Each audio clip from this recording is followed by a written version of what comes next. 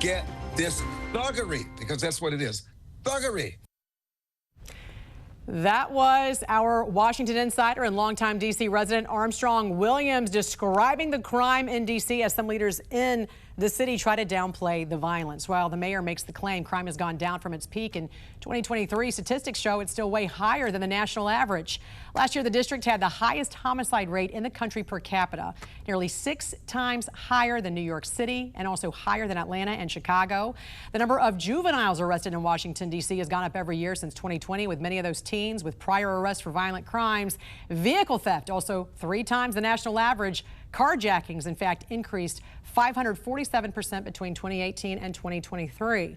Last year, they were down, but still triple the number compared to 2018. If we're going to play the comparison game here, we're joining us this morning to break this down and give us some clarity when it comes to crime stats is the former head of the Chicago Police Department and veteran retired FBI Special Agent in charge, Jody Weis. You know a little something about crime stats, working for both the feds and also for a huge city like Chicago. The FBI's own website, Jody, has a warning that the numbers they report should not be used for comparison because every jurisdiction reports crime in different ways, and there's been a dramatic change in reporting crime, period. Explain this.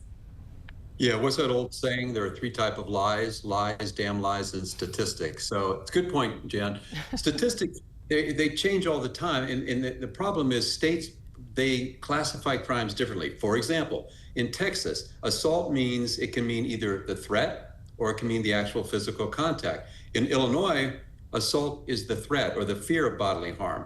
Then use the term battery for the actual physical contact. So as you can see, when states report things differently, then people have to bring these together. Then you have the other consideration, as you brought up, oftentimes crimes can be misclassified or downgraded. For example, a robbery can be downgraded to either a burglary or to a simple assault. Burglaries can also be downgraded into trespassing. So I bring this up because oftentimes departments will downgrade things to make a better picture of their crime. Think about it. In Metropolitan Police Department in D.C., there is a commander currently on paid administrative leave for being accused of altering crime statistics. So stats are very difficult. I always kind of say, you know, the truth in criminal statistics is oftentimes a moving target.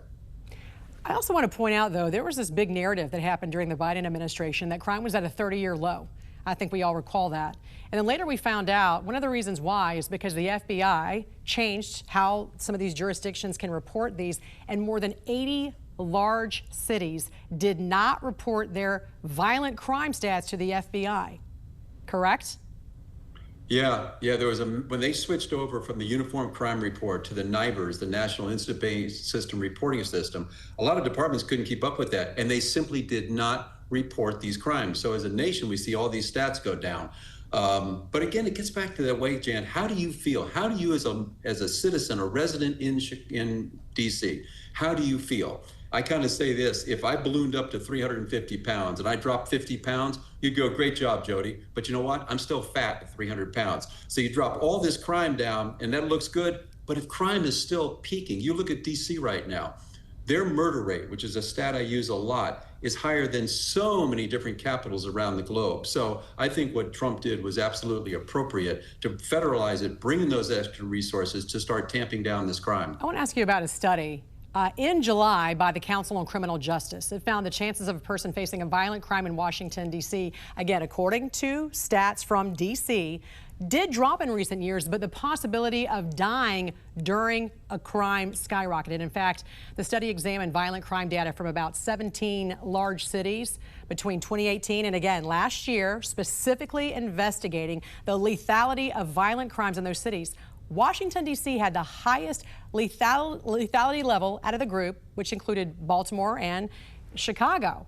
In fact, it had a 38% increase in that compared to 2018. What'd you make of this?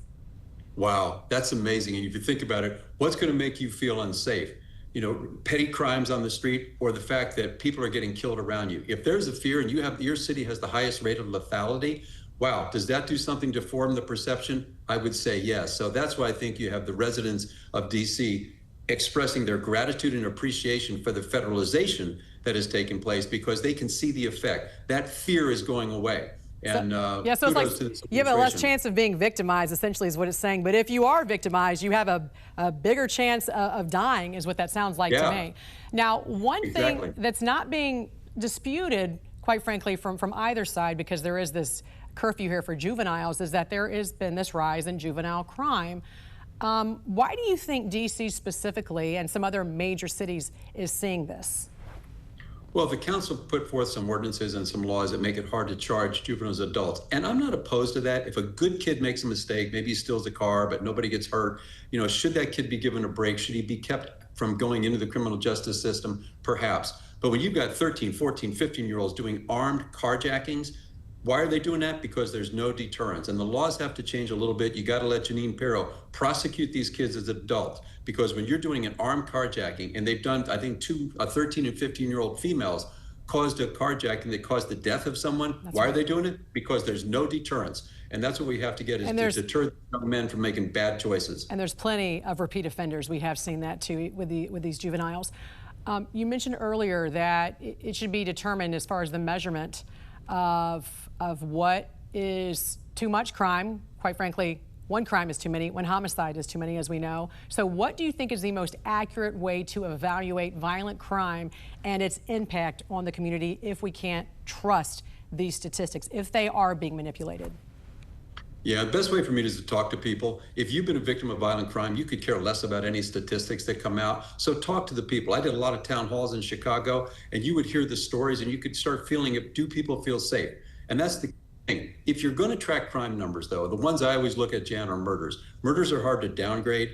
And then you look at the murder rates, because that kind of gives you a tell of that feeling in the city. As you just said, you know, what's the murder rate? What's my chance of being killed? And if that's going down, then you can actually see that maybe there might be some successes. I'll never forget this story. I was getting beaten up at that first year, after my first year in Chicago, and we were talking about the murders because we spiked a little bit. And I was able to defend that a bit by saying, listen, what's the happiest place on earth?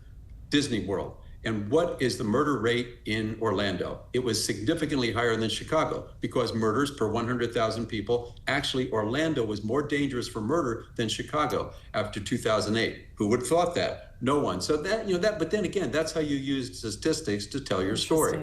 But yeah, I think you have to talk to the people, what people are doing right now. And from what I've heard coming out of DC, people are feeling a little bit safer. And you just told me something about Orlando there. Former head of the Chicago Police Department and veteran retired FBI special agent in charge, Jody Weis. Always a pleasure to have you, sir. Thanks for joining us. We appreciate it. Thanks, Jan.